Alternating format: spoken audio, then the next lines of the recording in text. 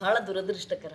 ಕಾಂಗ್ರೆಸ್ ಪಕ್ಷದಲ್ಲಿ ಏನಾಗ್ಬಿಡುತ್ತೆ, ಅವರು ಒಂದು ಕುಟುಂಬದ ಹೆಣ್ಮಕ್ಳಿಗೆ ಸರ್ವೋಚ್ಚ ಆದ್ಯತೆ ಸಿಕ್ಕೋಗುತ್ತೆ. ಅದು ಅವರು ಪ್ರಧಾನಿ ಆಗೋದಿರಬಹುದು, ಅಥವಾ ಅದಾದ ಮೇಲೆ ಒಟ್ಟು ಅವರ UPAಗೆ ಅಧ್ಯಕ್ಷ ಆಗೋದಿರಬಹುದು, ಅವರ ರಾಷ್ಟ್ರೀಯ ಪಕ್ಷಕ್ಕೆ ಅಧ್ಯಕ್ಷ ಆಗಬಹುದು.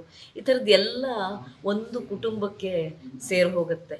ನಮ್ಮ ಆಗ್ರಹ ಏನು ಅಂದರೆ, ನನ್ನಂತಹ ಇವರಂತಹ ಸಾಮಾನ್ಯ ಭಾರತೀಯ ಮಹಿಳೆಯರಿಗೆ ಈ 33% ಮೀಸಲಾತಿಯಿಂದ ವಿಧಾನಸಭೆಯಲ್ಲಿ, ಲೋಕಸಭೆಯಲ್ಲಿ ಪ್ರಾತಿನಿಧ್ಯ ಸಿಗಲಿ ಅನ್ನುವಂಥದ್ದು ಅಷ್ಟು ಬಹಳ ದಶಕಗಳ ಕನಸಾಗಿತ್ತು. ಮಹಿಳೆಯರಿಗೆ ವಿಧಾನಸಭೆ ಮತ್ತು ಲೋಕಸಭೆಯಲ್ಲಿ, ಪಾರ್ಲಿಮೆಂಟ್ನಲ್ಲಿ ಮೀಸಲಾತಿ ಸಿಗಬೇಕು ಅನ್ನುವಂಥದ್ದು 33%.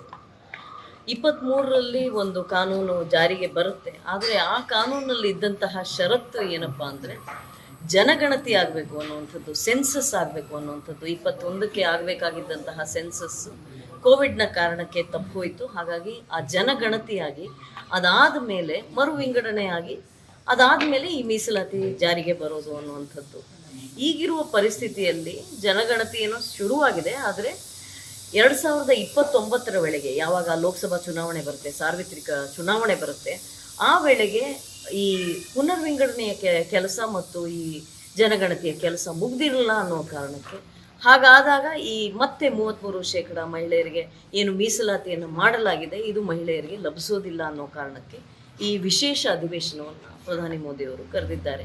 16, 17, 18 ನಿನ್ನೆ, ಇವತ್ತು, ನಾಳೆ ಈ 3 ದಿನಗಳ ಕಾಲ ನೀವೆಲ್ಲರೂ ನೋಡಿರ್ತೀರಿ. ಬಹಳ ಜೋರಾದ ಚರ್ಚೆ ಪಾರ್ಲಿಮೆಂಟಲ್ಲಿ ನಡೀತಾ ಇದೆ, ಲೋಕಸಭೆಯಲ್ಲಿ ನಡೀತಾ ಇದೆ.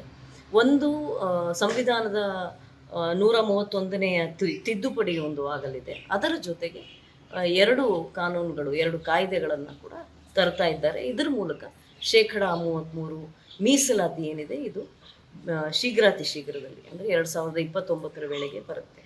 ಹೌದು, ಪ್ರತಿಪಕ್ಷಕ್ಕೆ ಈಗ ಒಂದು ನೆಪ ಬೇಕಷ್ಟೇ ಟೀಕೆ ಮಾಡೋದಕ್ಕೆ. ಮಹಿಳಾ ಮೀಸಲಾತಿ ಅನ್ನೋದಕ್ಕೆ ಇನ್ನು ಮುಂದೆ ವಿರೋಧ ಇದ್ದರೆ ಅದು ಮಹಿಳೆಯರೇ ಅವ್ರಿಗೆ ಅದಕ್ಕೆ ತಿರುಗೇಟನ್ನು ಕೊಡ್ತಾರೆ ಅಂತ ಅನ್ಕೋತೀನಿ. ಹಾಗಾಗಿ ಅದರಲ್ಲಿರೋ ಕಾರಣಕ್ಕೆ ಅವರು ವಿರೋಧವನ್ನು ವ್ಯಕ್ತಪಡಿಸ್ತಾ ಇದ್ದಾರೆ. ನ್ಯೂಸ್ ಫಸ್ಟ್, ನಿರ್ಭೀತಿಯಿಂದ ನಿಮ್ಮ ಪರವಾಗಿ.